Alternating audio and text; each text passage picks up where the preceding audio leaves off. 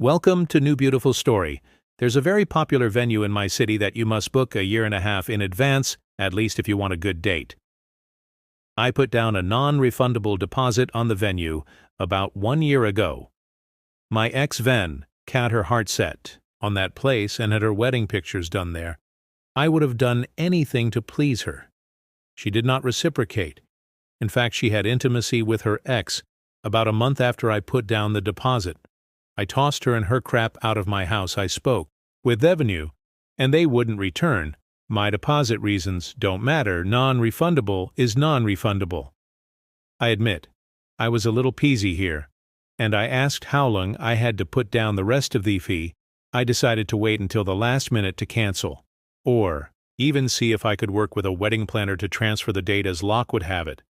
I ran into a woman I briefly dated, and it had just not worked out due to her taking a job out of province. I asked her out for coffee, and we caught up.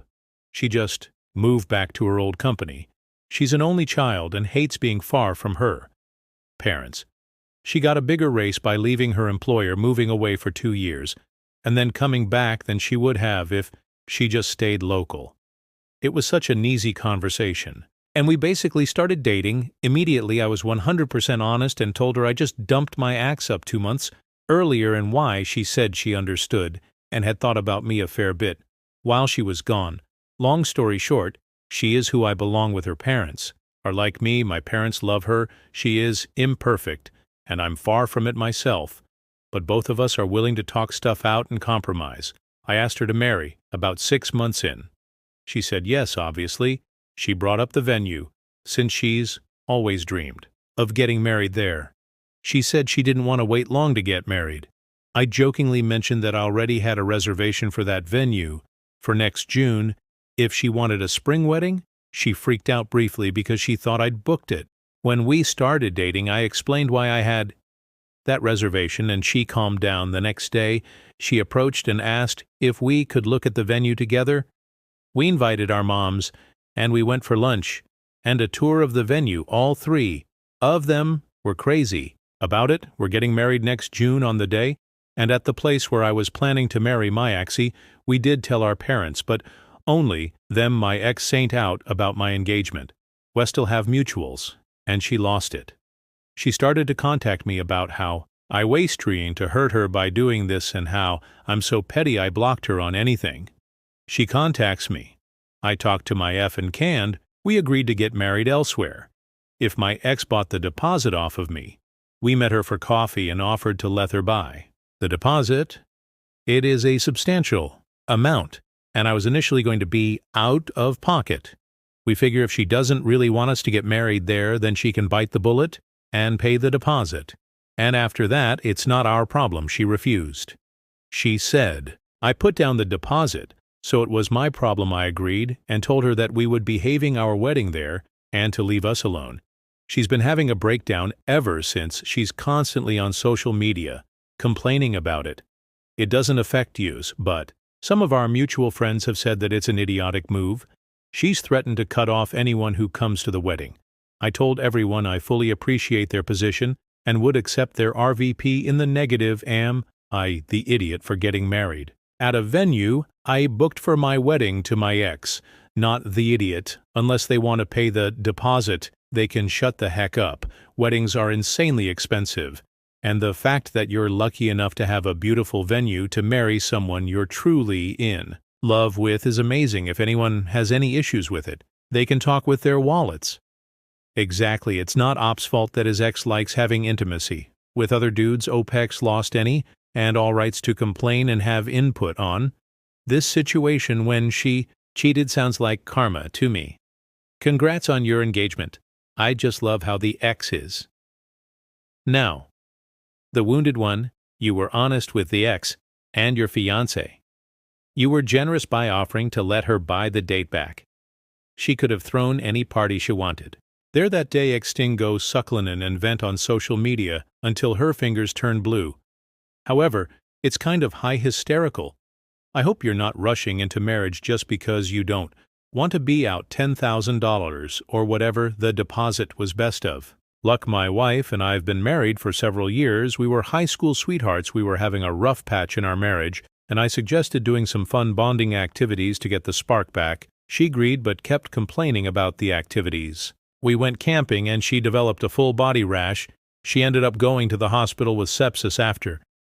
She came into contact with some bad bacteria. My friend Seth came to drive us to the hospital, and he stayed with her when we both got checked out. I got sick too, and Seth checked up with Anna daily, because I asked him to the men's, and the infection made her a bit delirious, and she kept asking for Seth, which is funny, because she didn't like him before she wanted him to stay for hours a day. And she's recovered for about 3 weeks now and still calls up Seth as she needs to go to the hospital, or even just wants a friend to talk to. We found that excessive, and I told him to hang up on her or block her. He said he wouldn't do that because it was rude and he could see why our marriage was failing. That was really uncalled for in my opinion. Am I the idiot? I was just offering suggestions at it.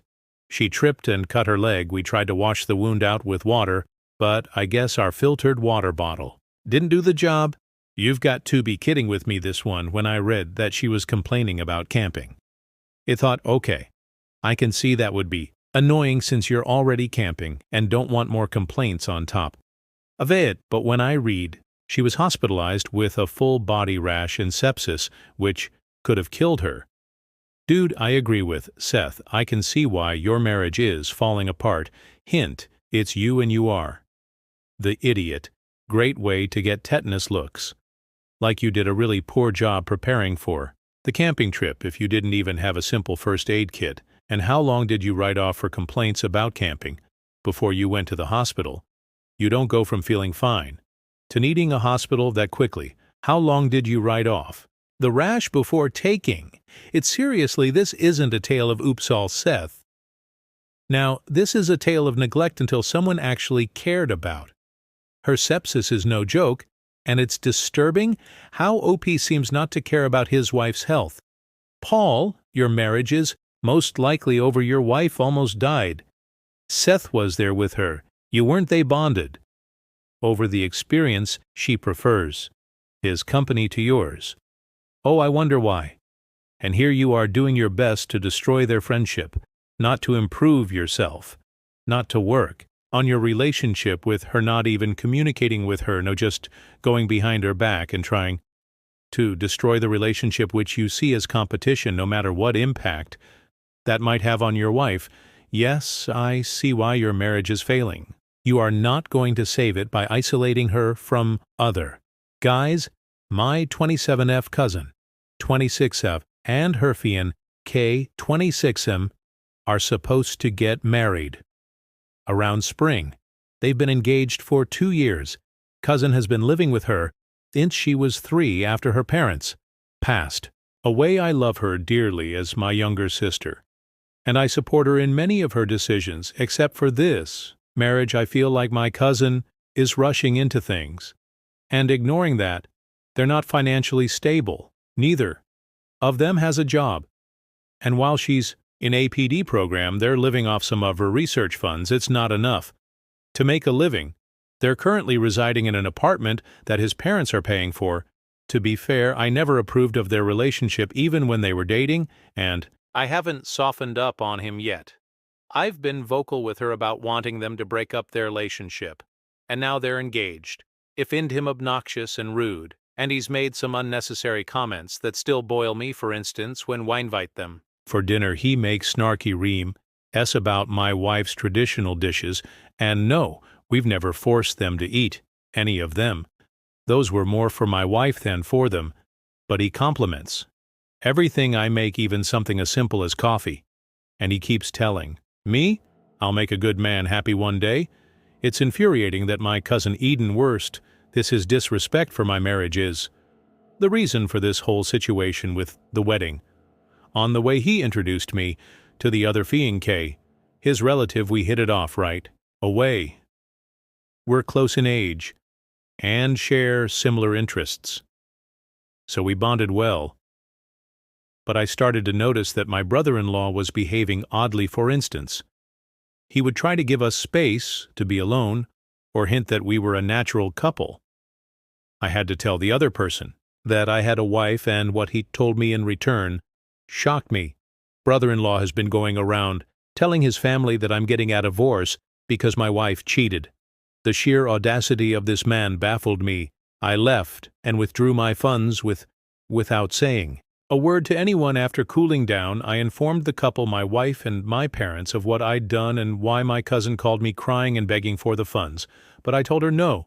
If she can't afford a wedding, then don't have one. My brother-in-law has resorted to calling me names and is getting his parents involved in it as well. My parents are okay with it as it's my money.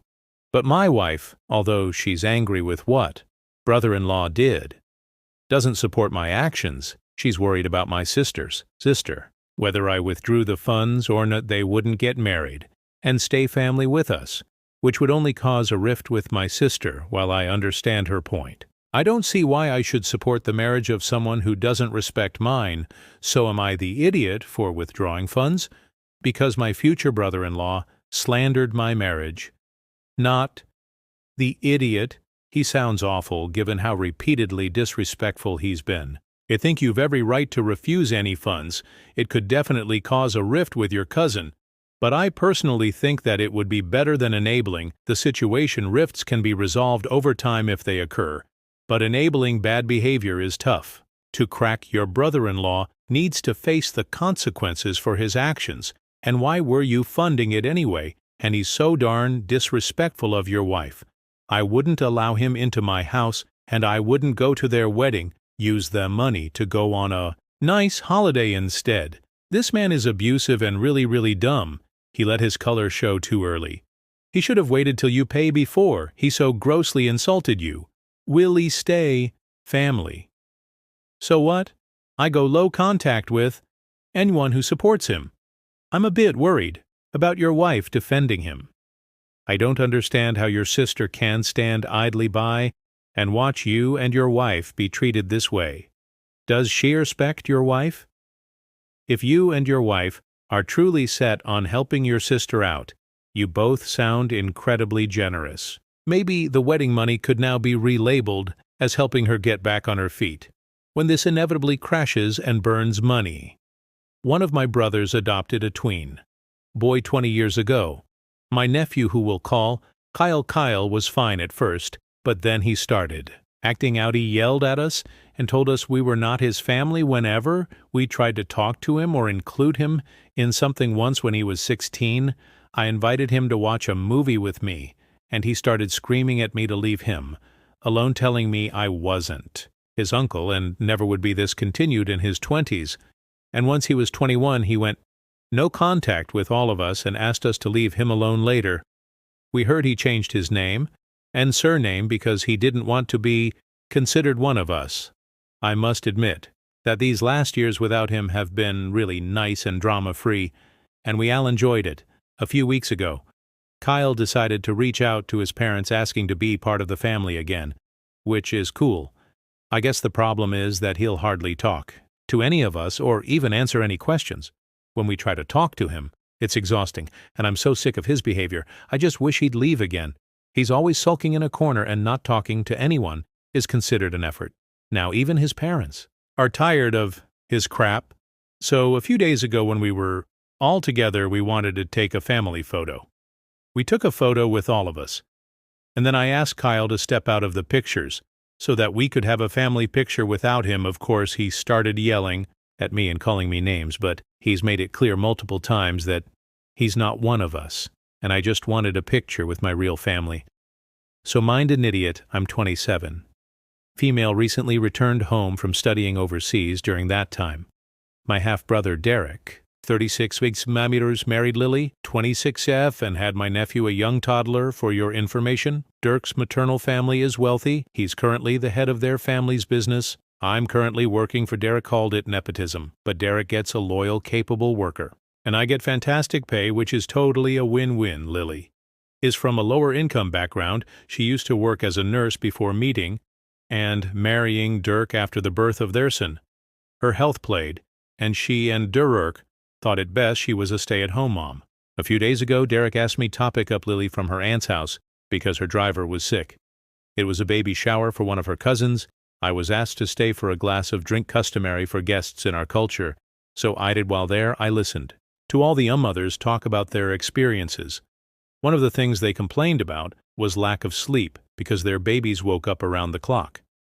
Lily was quiet until a cousin asked her how she coped with waking up at night. Only then did Lily admit never having to do that, as Dirk hired a nighttime nanny for their son. The women went quiet for a bit before one exclaimed she forgot rich people do things differently.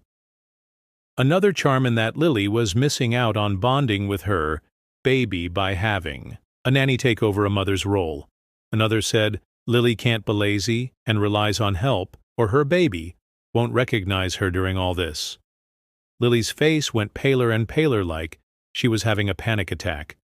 I also thought these women were just mean, so I excused Lily and said we were leaving as I helped Lily collect her things.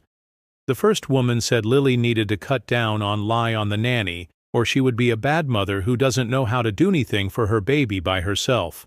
I told the group that Lily is not a bad mother for having a husband who can care for her and doesn't want her to struggle with staying awake night after night. Ethan walked Lily out to the car. Lily was worried that her cousins would be mad. They're making her next meeting with them awkward. I told Lily her cousins were jerks, and they should apologize to her, not the other way around. Lily thanked me for looking out for her, but continued to look worried the rest of the ride. I told Derek about this, and he agreed with me. Still, Lily did look really upset. At the idiot. Not the idiot. Those women were just mean. Even if their suggestion came from a good place, they could have been much gentler about it. As it is, it just seems like they were jealous of Lily's fortune and wanted to fill a mind with the doubts and worries. You were a wonderful CN in a shiny car for your sister-in-law. Oh, they're jealous of Lily. I'm jealous of Lily. I would have loved to night nanny when my children were younger. If anything, it will help Lily be a better mother than she would be because she's well rested. The family is jealous as I am, but I think most of us would have had better manners and just be happy for her. You go, girl. Have Lily back.